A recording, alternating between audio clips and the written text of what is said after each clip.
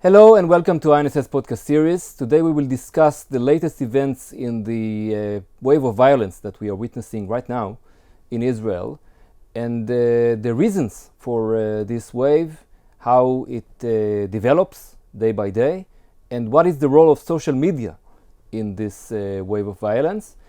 We will do this with Orit Perlov, which is a researcher and analyst of social media and Arab discourse in our institute. Hello, Orit. Hi, Aaron. So, as I presented in the introduction, we would like to focus mainly on social media, which you are the expert of, and how can social media help explain the reasons for these events while you are tracking the way it has been developed during the several weeks. Okay, so since it's our first podcast in English, we'll try to frame it a little bit and let our audience to understand a little bit the context and the proportion and what we can get from social media.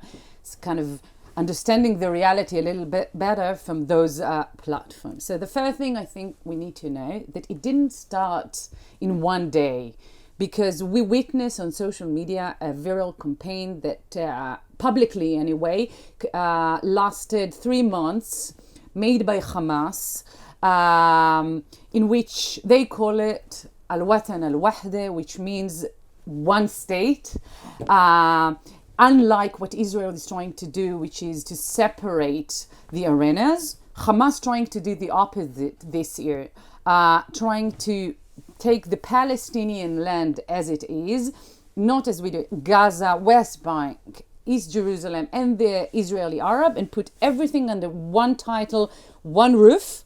And this campaign was divided for two. One directed to the what they call the Palestinian of the Negev, which they call it Inqidhu al-Nakab, save the Negev. And then another campaign, viral campaign, who targeted the Israeli Arab, which they call them the Palestinian al-Dakhil, the Palestinian inside, which means inside Israel, which they believe if they succeed to take those two groups together with the Palestinian in East Jerusalem and so on, they'll succeed to unite the Palestinians arena. So that started 3 months before what we saw, the current wave that we see. We saw a lot of wave of kind of what we're calling stabbing campaigns, run over campaign that started already in January, February, building it in general towards Ramadan, exactly as we saw last year. They did the same thing, so they built it for 3 months, which the peak was supposed to be, as we see now, the beginning, the land day, which was on the 30th of March, and then April, which is Ramadan. So that's one thing. To campaign under one title, the one state, that's one thing that we saw on social media. Hamas was behind it. Another thing that we saw before the wave began is, I would say, that what they're calling the coordination committee of all the factions, headed by Saleh al-Aruri, which is the head of Hamas abroad from the West Bank. Then we had Ziad Nahle, who is the head of the Islamic Jihad abroad. And in this faction meeting, we have also Abu Marzouk, who is the person of Gaza in the meeting. All of them met for 4 times in the months of March in South Beirut, in the Dakhia. Most of the meeting was directly with Nasrallah. One meeting was with the foreign minister of Iran. So that's something we need to ask ourselves. That was a red flag, because we don't have on a monthly basis 4 meetings of the faction in Lebanon. That's something that is absolutely not, which is unique. And we know of because it was presented in the media. It was presented in the media. It's not even something that they did behind the scene. It was very much presented. So we had the viral campaign, we had the meeting of the faction towards it, and then everything started. So that's basically we need to understand. And we saw the conversation on social media. The Palestinians explained that the strategy was as such. First of all, we have the individual as, the terror attackers. They were what they're calling in Arabic a shahid, the martyrs, Okay, they wanted to believe if we're going to have a vast majority of martyrs, then the masses will join. Okay, we're going to see what we're calling here intifada or wave of intifada. And on the wave of the masses in the street, then the faction can join in, whether from Gaza, whether from South Lebanon or Syria, with the rocket, with the missiles. That was like 3 layers strategy. We'll talk about later, Yes, maybe about succeed the or not. aims of the organizations. But I want to discuss the perpetrators, the terrorists that did this. And as you said, there's a lot of data that you can gather from the social media. True. And probably they were affected. But can we learn from all the incidents of the previous weeks that we can connect those dots? Between those who did what they did in the name of Daesh, of ISIS, and those Coming who from are Jenin and those which I mentioned now came from inside Israeli cities, as opposed to those who came from the Palestinian territories Or from Jerusalem. from Jerusalem beforehand. Do you believe that all these dots actually are connected to one network, one system of activism, or maybe it's simply a coincidence? Okay, so I have to admit, here it's how I understand what we, what we see. I can't give you in 100% for sure that that's what happened. But as a researcher for the past 12 years of social media discourse, I can tell you that, one, I don't believe in kind of in occasion. I believe that it was orchestrated. A lot of individual maybe who doesn't know each other, who even sometimes they don't know who's recruiting them, because we saw in Tel Aviv he wasn't even joining any faction. He never had a criminal past and so on. And from the other side we had somebody who belonged, it's not belonged to no Daesh, one claimed but responsibility, a part of Daesh, right? Which did it only I personally, after the since exactly, and as I see for the past, even in Daesh times, it wasn't strong in Israel, but it happened 7 years ago. Basically, it's radical Islamists. Probably we have 1% of them, and they are very kind of fertile. I would say, recruitment base for anybody who wants to make those terror events and so on. So even if they don't know each other, I do believe that the recruiter is one, and there is a plan. So it's basically like this. People, even I don't want to talk about Israel way of recruit people abroad, but basically not everybody knows who's recruiting them. They not in today's world when you can say crypto, the money and this and the payment in Bitcoin and crypto ways and stuff like that, you don't know always who's the address who's sending you the money and stuff like that. And sometimes you have somebody who's recruiting you and you don't know who's behind him. So it's a complicated, this is something that outside of social media. But you would call it a network? I would say, I don't think it's a network. I think the recruiter is one. Okay. I don't think that the dots connected by knowing each other, but I think that the master, the master, I mean, there is a plan, and it was orchestrated. And I don't think that every time it's the same hand and so on, and the way of recruiting. But since it didn't come in a vacuum, they planned it, they talked about it, and they tried. So I do believe so that it's not, in the past when we saw the bomb, the suicide bomber who's going with explosive, it was easier to notice that it's not individual because somebody planned the bomb, somebody drove the attacker, and we had between 3 to 5. Exactly. It was, we could see that it's organized. Sure. Today, it's a little bit more difficult in today's world to see how it's organized. But it doesn't mean that it wasn't. So let's go back to the organizations.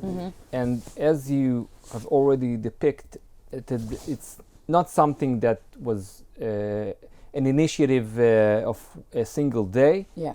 Do you think it's a new phase? And it's not a case that it's coming on Ramadan like last year and so on. So the timing is crucial. Yeah. And do you think it's a new phase or a new strategy for those organizations, or something that has been always on the trial and error process of them, and simply succeeded now because timing some plans were actually more successful than before in their strategy, in their messages, in the timing, in the events that actually happened on the background.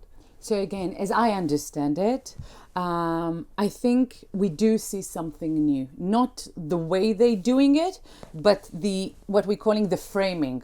Okay, what is the narrative? 2 years ago, it's not 2 years, it's a year ago, the faction decided for two things. One, to unite the arenas, as we said before, under the title of Al-Dawla Al-Wahda, the one state. Palestine is one, from the sea to the river, and they started it last year. They continue to do that. This year it's another way of continuation of the strategy. Okay. Last year it was missiles on and it started with Hamas sending the rockets on Jerusalem. This year it was with the all these individual terror attacks and so on. So tactically they changed the tactics, but the strategy is one. And it's, as I said, it's under the title of Uniting the Fronts. Okay, so that's something new that we didn't see before, like a year ago. It started last year. So that's one thing. The framing and the narrative, which is important, that they're putting their effort on uniting the front. That's one thing. And not only united the front, we see something, again, new. The faction in the West Bank uniting. The Hamas, the Islamic Jihad, and the Democratic Front. It's Democratic? No, it's the Popular Front. The Popular Front, yeah. They decided to put aside politics and unite for that matter. That's why they meet together, the faction in Beirut and so on, in order to unite even, the arenas inside the West Bank. Because as we know, even in Israel, we like to say, Hebron is one place, Nablus is another place, Jenin is another place. We always like to divide everything to make it weaker. They understand that their strength is by uniting all the fronts. So what they decided to do this year is to put aside politics. They even went to the municipality. It's another thing that we didn't cover, but we had a municipality election in the West Bank. Almost all the list had 3 members in every list of Hamas independent, then the FLAP, then the Jihad. So they're trying to unite the front domestically in the West Bank for the same reason. So unite the arenas in the front and unite the front inside the West Bank. How important is the role of incitement in this story? Because you say that they already have been calling to unite the forces, unite the fronts, and there was some kind of vibe of terrorism already set on the place, but we hear more about incitement, something more personal that actually calls the terrorist to make make his own contribution to this wave of violence. What is the strategy in this regard, and do you think that incitement can explain the events of the latest weeks? Okay, so we'll start with the first question, which is a very important one. Incitement on social media had 2 legs. Okay, one leg is the narrative and the framing, which we usually see on Twitter and Facebook. All the cartoons, all the hashtags is a part of more what we're calling hasbara in Hebrew, which is framing the narrative. We don't see any terrorist who went for a stabbing or run over or kind of shooting because of those campaigns. The other leg, which is, to my opinion, not even more important, which is happening in Instagram and TikTok, is the platform of mobilization.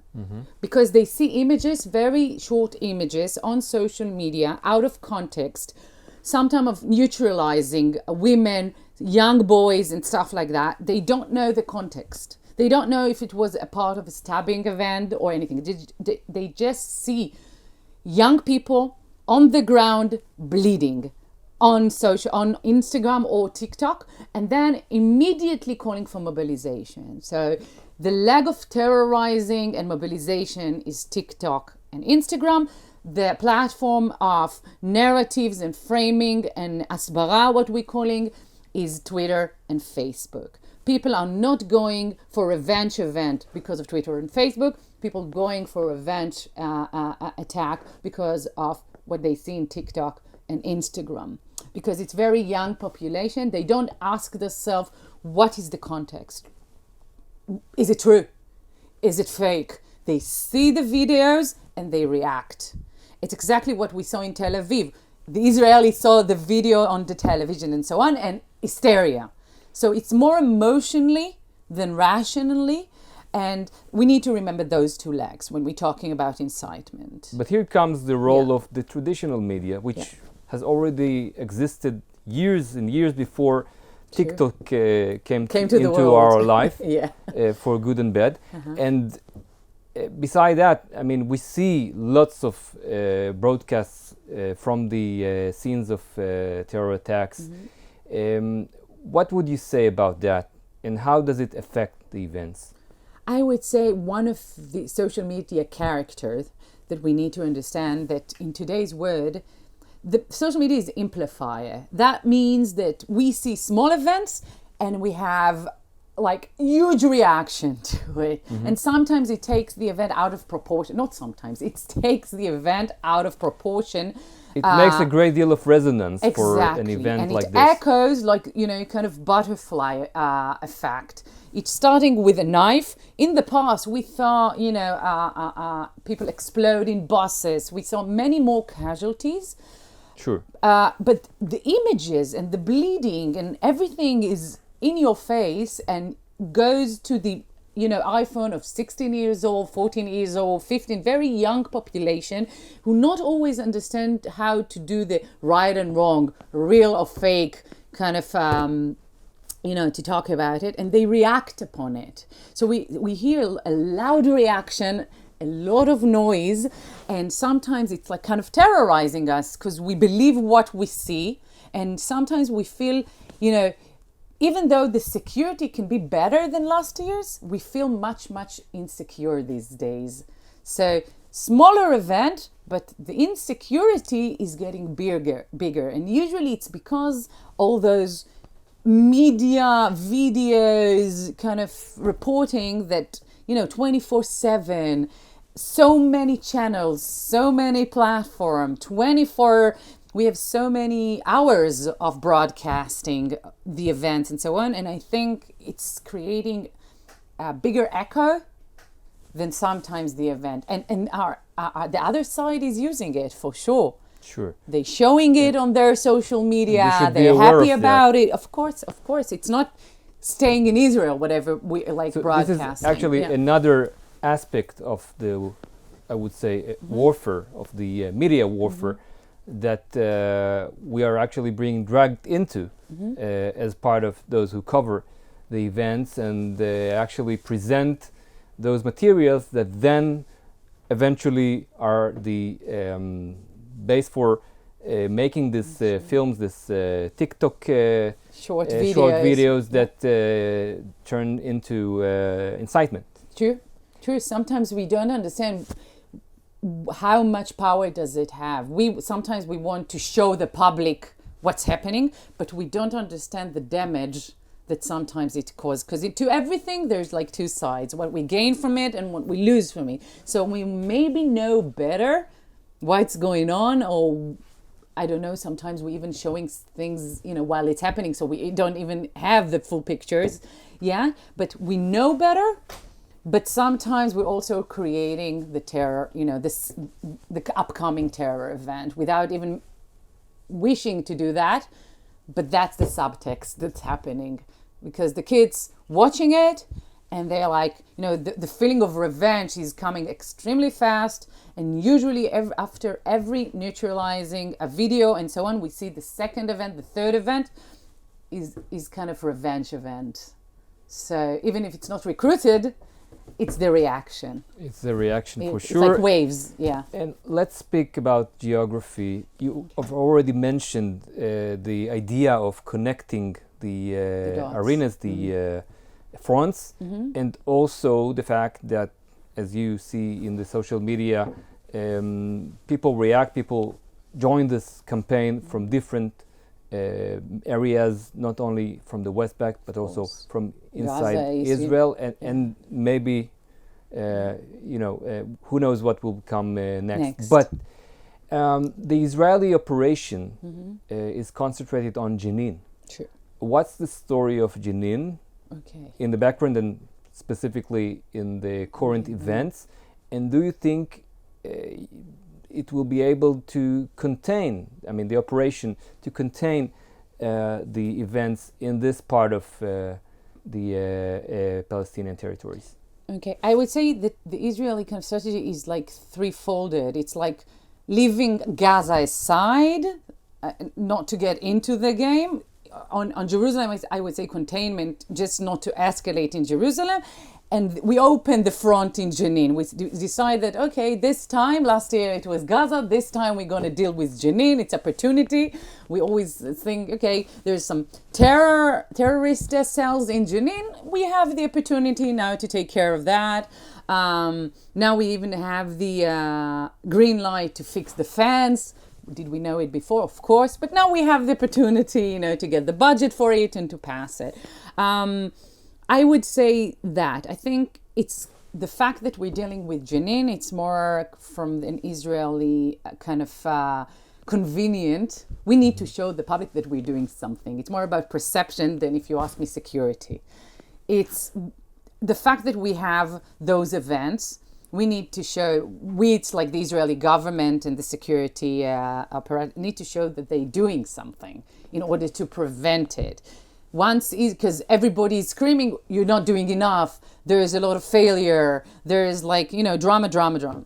So they need to show the public, first of all, that they're doing something, and to bring back the perception of kind of security back to the thing. For that, they need to make, it's like a theater of something. So they're going into the cities, they're arresting, after 2 weeks they're releasing, and it's like, I think it's a little bit But we see some results of this operation. Yes, of course. It's not There's that a lot of, it's not a it's not only a game. Yeah, it's that not only a game. Jenin has nothing to do. Of course, as we know, two of the terrorists came from Jenin area. True. The one that did the attack in Bnei Bnei Brak, and the one that in did Tel Aviv. in Tel Aviv, Yeah. right? Yeah. So I think, first of all, I think we saw it as opportunity. It's not something that we know just, but now that there is organized terrorist cells in Jenin, in the refugee camp. The second, we need to say it. Majority of Jenin population is out of the game. We don't see them participating neither in terror attack nor in mobilization in the street. Sure. Same thing about Nablus, same thing about Hebron, same thing about Ramallah or Bethlehem. The majority of the population in the West Bank is out of the game. Even though they would love to see them in the streets mobilizing, they're not there. So we need to be careful not to to kill the baby, with the kind of, because relatively the West Bank is quiet. We thought that we estimate that we're going to see a bigger reaction to what's happening now, and we don't see it. We don't see it. So we need to be careful. Yes, we do need to take care of those elements, but we also need to remember that majority of the population is out of the game. We're amplifying it, maybe we'll be in a different story. I mean, if we're going to see a bigger operation in Jenin or a bigger operation in the West Bank, maybe we're entering a very kind of dangerous zone in which if we see now majority is out of the game and a few percent of individual in the game, it can change. So I would say we need to be, and again, something that starts in Jenin can move to other area in front. So we need to know that, as I said before, there's something we can gain from it, there's something we can lose from it. Sure. And it's very sensitive. And also, I may add... And we are in Ramadan, again, I just reminding everybody, which can demands is important. can be easy and calm as long as there's no escalation. But of course, we don't have much control on that. And also, I would like to say that based on our discussion, we should also rethink about the social media as a front by itself. Yeah, I always believe that social media is kind of a mirror to what's happening outside of social media, not the opposite. If something happened on the ground, it will reflect on social media. Okay, not usually nothing starts at social media and then reflect to the sea. If there is poverty, if there is unemployment, if there is clashes between security forces and citizens, then that's happening outside of social media. And then you have reflection, you have the mirror of social media. Sometimes it's easier for us because it's as I said, there's a lot of noise, so we can react to that. But when we, the dialogue between what is the egg and what is the chicken, I would bet that the outside world, what's coming outside of social media is the egg. What's coming on social media is the chicken. You just one reflects the other, usually. Nothing can be born on social media that doesn't have roots outside of social media. So, Reed, thank you for sharing all these insights with us.